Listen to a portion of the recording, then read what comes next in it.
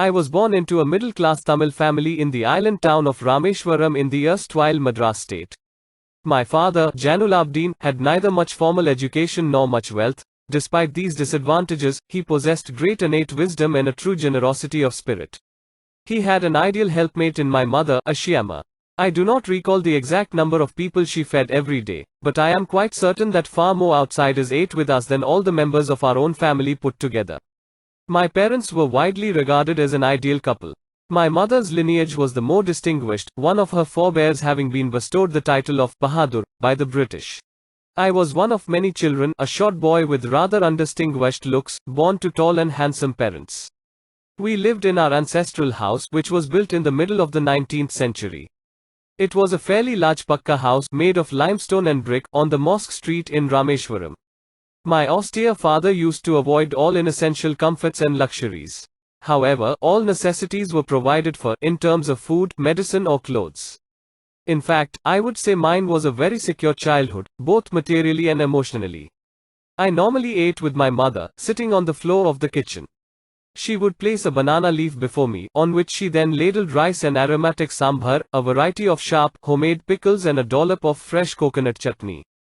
The famous Shiva temple, which made Rameshwaram so sacred to pilgrims, was about a 10-minute walk from our house. Our locality was predominantly Muslim, but there were quite a few Hindu families too, living amicably with their Muslim neighbors. There was a very old mosque in our locality where my father would take me for evening prayers. I had not the faintest idea of the meaning of the Arabic prayers chanted, but I was totally convinced that they reached God. When my father came out of the mosque after the prayers, people of different religions would be sitting outside, waiting for him. Many of them offered bowls of water to my father, who would dip his fingertips in them and say a prayer. This water was then carried home for invalids.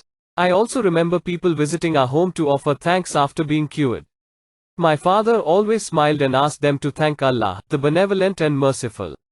The high priest of Rameshwaram temple, Pakshi Lakshmana Sastri, was a very close friend of my father's. One of the most vivid memories of my early childhood is of the two men, each in his traditional attire, discussing spiritual matters. When I was old enough to ask questions, I asked my father about the relevance of prayer. My father told me there was nothing mysterious about prayer. Rather, prayer made possible a communion of the spirit between people. When you pray, he said, you transcend your body and become a part of the cosmos, which knows no division of wealth, age, caste, or creed. My father could convey complex spiritual concepts in very simple, down-to-earth Tamil. He once told me, in his own time, in his own place, in what he really is, and in the stage he has reached, good or bad, every human being is a specific element within the whole of the manifest divine being. So why be afraid of difficulties, sufferings and problems? When troubles come, try to understand the relevance of your sufferings. Adversity always presents opportunities for introspection. Why don't you say this to the people who come to you for help and advice? I asked my father. He put his hands on my shoulders and looked straight into my eyes.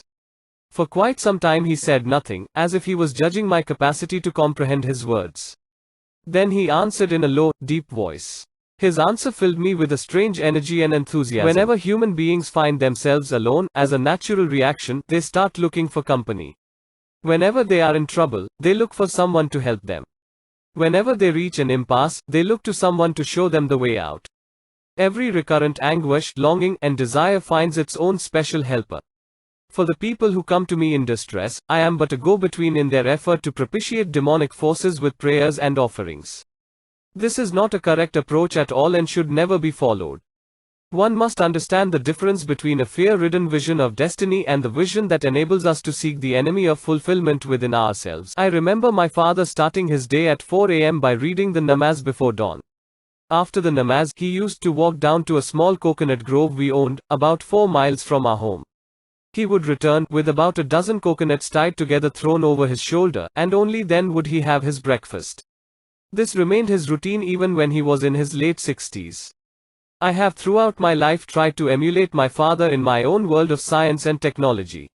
I have endeavored to understand the fundamental truths revealed to me by my father, and feel convinced that there exists a divine power that can lift one up from confusion, misery, melancholy and failure, and guide one to one's true place.